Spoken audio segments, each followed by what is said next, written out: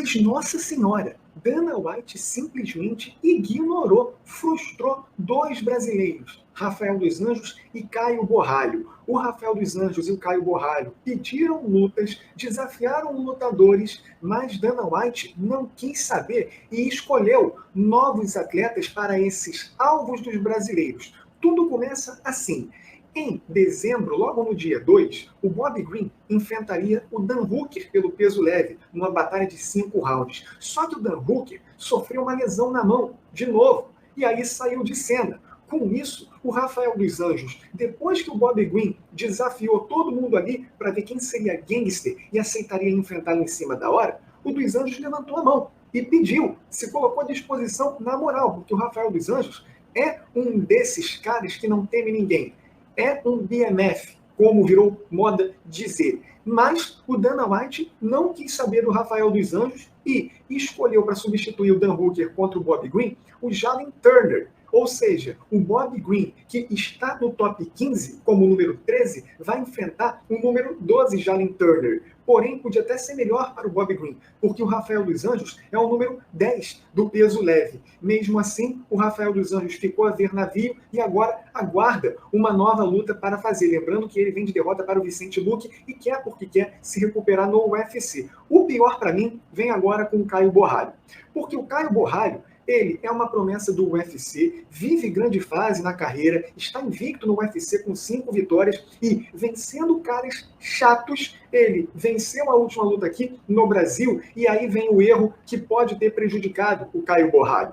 Quando ele venceu o Abus Magomedov, ele queimou a sua entrevista pós-luta desafiando o Dricus du Plessis, sendo que o Dricus du Plessis já estava lá em cima. Então ele tinha que ter escolhido um lutador mais acessível.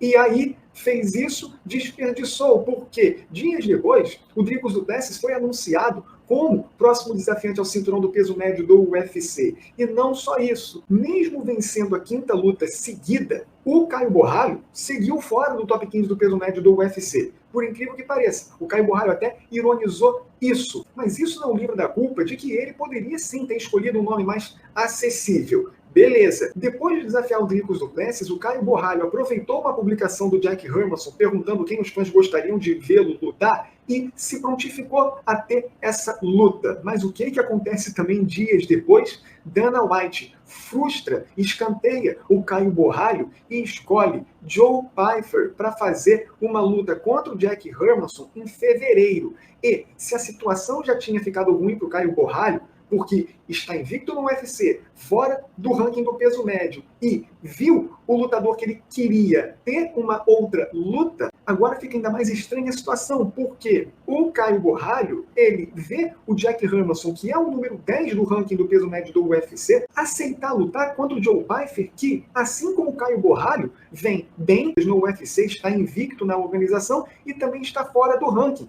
Ou seja, o Jack Hermanson era uma luta que dava para o Caio Borralho ter, porque o Jack Hermanson não criou caso em aceitar enfrentar um lutador que está fora do ranking, mesmo ele sendo o número 10. Por isso que o Caio Borralho, para mim, nessa balança com o Rafael dos Anjos, saiu pior, porque era uma luta que o Caio Borralho podia ter falado desde a sua vitória no UFC São Paulo, mas ele optou pelo Dricus du Plessis e agora desperdiçou essa chance de enfrentar um top que, para mim, é um dos mais vencíveis do peso médio do UFC. O Joe Pyfer, mesmo fora do ranking, pode muito bem ir lá em fevereiro e nocautear o Jack Hermanson. E aí, pessoal, o que vocês acharam dessa postura do Dana White da alta cúpula do UFC, ignorando os pedidos de Rafael dos Anjos e Caio Borralho? Deixe seu comentário, deixe seu like no vídeo, se inscrição no canal.